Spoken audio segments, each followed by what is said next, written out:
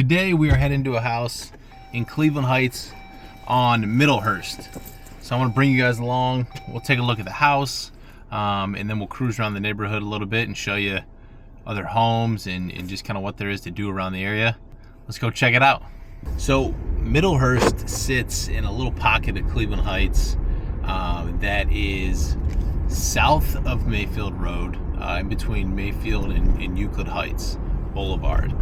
So it's a pocket that you've got really easy access to Mayfield Road if you wanted to go down to Little Italy or Cleveland Clinic or UH or even get downtown.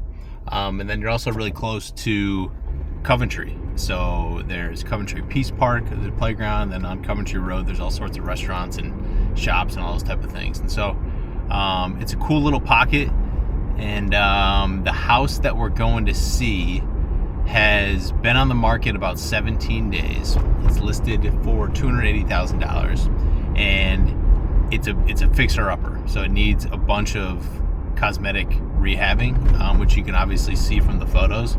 But I'm interested to kind of check out the integrity of the home and just see what's going on with it. And these owners, these sellers, also bought the house less than a year ago. This person's not stopping at a stop sign. Go ahead, dude. Maybe had the intention of buying it and renovating it, and maybe ran into some issues, and so not sure what's going on there. But regardless, I'm gonna go take a look at the house and just kind of see what shape it's in.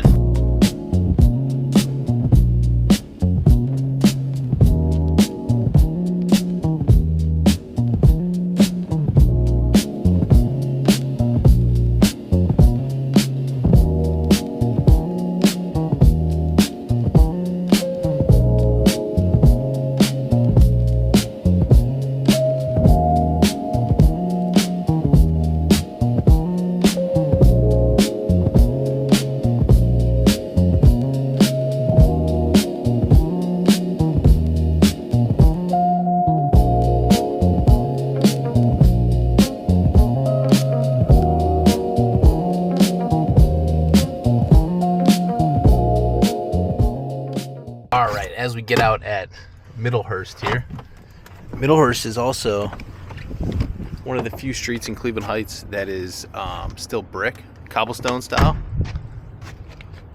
So you can see it here. Good thing I got the Jeep, because there are some big old bumps in the road here.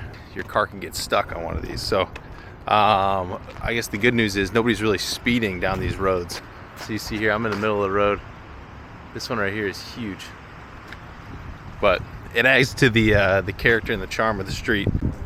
Now, one of the cool things about this property is, you know, it's on a pretty typical residential street, but it's got almost twice the amount of acreage as the average lot. So it's like 0.46 acres.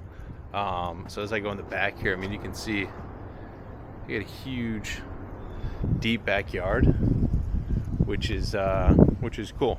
I mean, the garage is way in the back. You've got kind of one traditional garage door and then a second, kind of like barn door style. Oh my gosh, these deer just scared the crap out of me. I don't know if you guys can see. Got some deer laying back there. I'm gonna go ahead and not mess with those guys. What I really want to focus on is I can see in the photos a lot of the cosmetic stuff that would need to be done. I'm really focusing on some of those other items that maybe aren't as obvious in the photos. And this tree right here is one of them. So this tree's in the front of the house.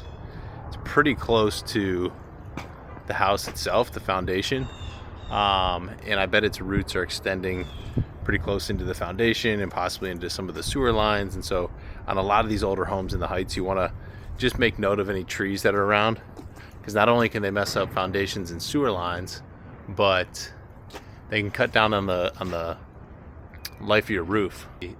These branches will get leaves on them, and they cover up your roof, and your roof will never truly dry out, and you'll see a lot of moss and build up, and it'll cut down on the life of your roof. So one thing I'm always kind of trying to pay attention to as I'm walking through homes. We're off to a good start. Check out this door knocker. That's what I'm talking about. I always like to go to the basement first, just to see if there's any big major issues that we can see when we're walking through. So this is interesting. So I'm on one half of the basement. You've got your hot water tank and your furnace there, electrical panel, So the room upstairs almost looks like was an addition, or they added on to this house at some point, because you go on the other side of the basement and you got another furnace here, but the foundation walls in here are cinder block, way newer obviously than what was over on that side.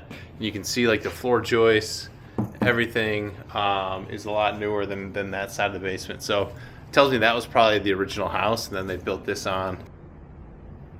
A funny note here: I was not here, someone else wrote this. Nice. Here's something I always see, not always, I frequently see in these older Cleveland Heights houses are pencil sharpeners mounted to the wall. I see them either in basements or in kitchens all the time. So this room here that I'm in, this nice big room with the vaulted ceilings.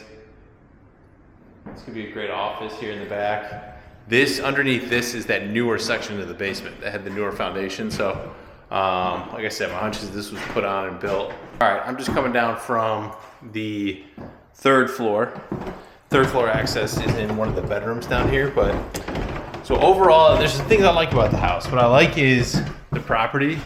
So I do like how big the lot is. So like I said, it's a bigger lot than a lot of homes in Cleveland Heights. I also like the space, mostly on the first floor. So you've got kind of two living areas, and I think you know what makes it unique is they built on to the original house, like I was showing you in the basement with the newer foundation. So I like that room with the vaulted ceilings. Upstairs, what I don't love as much is the bedrooms are pretty small, and there's not really a space for a true, you know, if you want to do like a master bath or something like that, it's got a smaller full bath up here. So that's not ideal in my opinion. And then also the roof and the trees and some of the exterior maintenance make me a little bit nervous. So for those reasons, like I said, I know it's a fixer-upper, but the price would have to be a little bit lower for me. But let's go check out the neighborhood. So as we walk back down Middlehurst, there's a good mix of homes that, well, first off, it's not a very big street. There's probably only about, I don't know, 25 homes or so on the street. So it's a relatively short street. And there's a good mix of homes that probably need a little bit of fixing up, need a little bit of TLC, but there's no shortage of really great front porches on these houses. I mean, so these are all colonials built, you know, 1914 to 1925 range, but some really great front porches, as you can see. So I am currently walking towards Mayfield. I mean, I can get to Mayfield Road in just a couple minutes on foot, so that's how close you are to Mayfield Road. Like I said, it's easy access to Little Italy or to the Cleveland Clinic or UH hospitals. A good look at some of the houses. This house here on the corner is really cool. So this is the corner of Middlehurst and Hampshire. I always see it when I'm driving to Coventry to pick up food or something, but pretty well maintained. It's got a cool front porch, side front porch on it. And as far as the market goes, in prices in this neighborhood, so within the last 6 months, within a quarter mile of Middlehurst, the average sale price is just under $310,000. Average age of a home was 1918, so it's just under 310 was the average sale price over the last 6 months within a quarter mile of the house we just looked at. And I don't know if you can hear while I'm walking, but being close to Mayfield Road, I mean, you will get some heavier traffic coming down Mayfield. So, you know, you can hear some sirens and those type of things. So a little bit louder the closer you are to Mayfield. I'm gonna hop back in the Jeep and just want to take you guys through up and down a couple of the streets besides Middlehurst, and then just see what is in the surrounding area. So we'll go up Coventry, we'll check out Coventry Peace Park, we'll take a playground area, and kind of just show you a little bit of the neighborhood.